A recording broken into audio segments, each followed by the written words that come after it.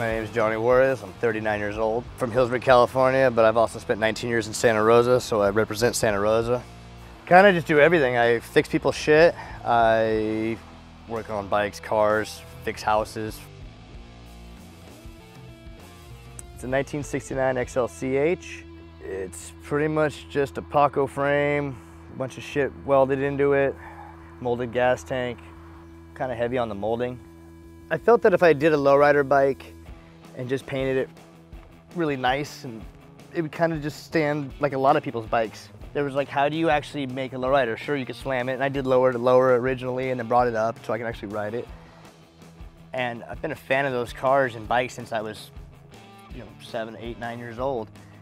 And the Gypsy Rose just stood out. And then it just worked. It was like, that was the most iconic car for a complete culture, to represent a whole culture. And if you just do a few little licks on the bike and you throw that paint job on it and just make it the right aesthetics to kind of represent like an old Schwinn, which everybody's done before, but to make it just my own way, it was like, if you're gonna do that, you gotta do it the right way. Started talking with Cindy Valadez, and me and her started talking, and pretty much I got the green light, and that was a really cool experience, because once I had that, then it was time to really go for the Gypsy Rose. The risers, my buddy Jacob gave them to me as a gift. I don't know, they're hard to find, let's just say that, and most people already know that. They come from a 1940s exercise bike, XO something. They would be one that would come up, and I guess it was from what I was reading, rehabbing your knees or some shit. So you would sit there on this exercise bike. So you would get one per bike, per exercise bike, and they're all twisted and tweaked. You had to straighten them because it was, if it's a 350-pound guy doing it compared to some, 110-pound chick, way different torque on that one long riser, and they were like handmade, but I'm pretty sure somebody was making these things. I don't know how they made it. Somebody might know. I've asked a lot of people, but the holes were completely different. I was warned about that, and I still went for it, and my buddy Jacob made me shims, and we just fought the hell out of those things. Holy shit, that wheel.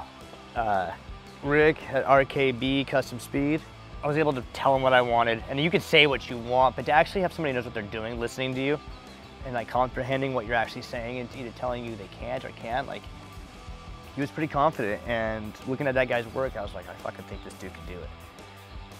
Like I was telling you earlier, it's like, anybody can make anything look fucking good. Sure, I get that. But to make it functional, to make that Kreger, cut that thing the way he cut it, and to center, make sure everything's centered. I mean, it's just all the little pieces that had to go in the center of that wheel. It's fucking absolutely beautiful. So it is two Kregers that were turned into one. And obviously we've all seen a Kreger put on a bike. I've seen it. I've had friends who have done it.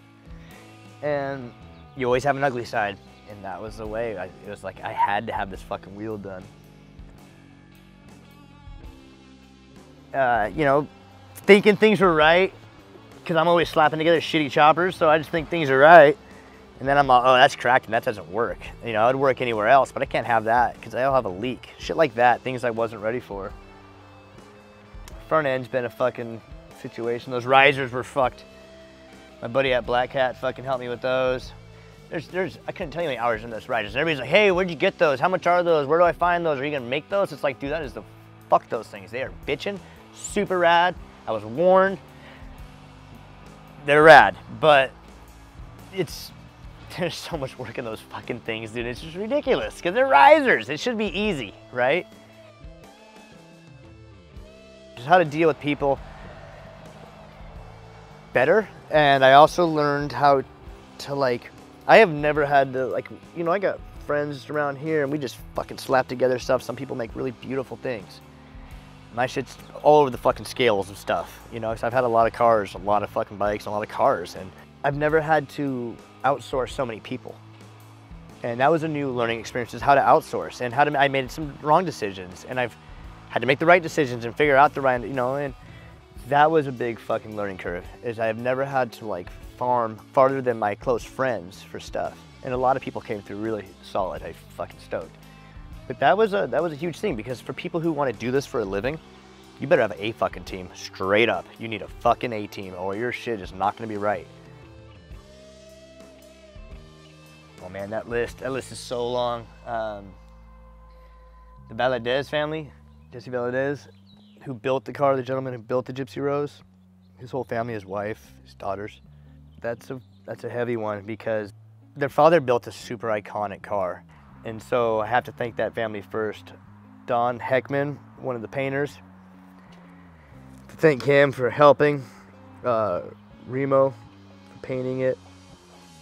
Rick for that rear wheel. God, that thing is beautiful.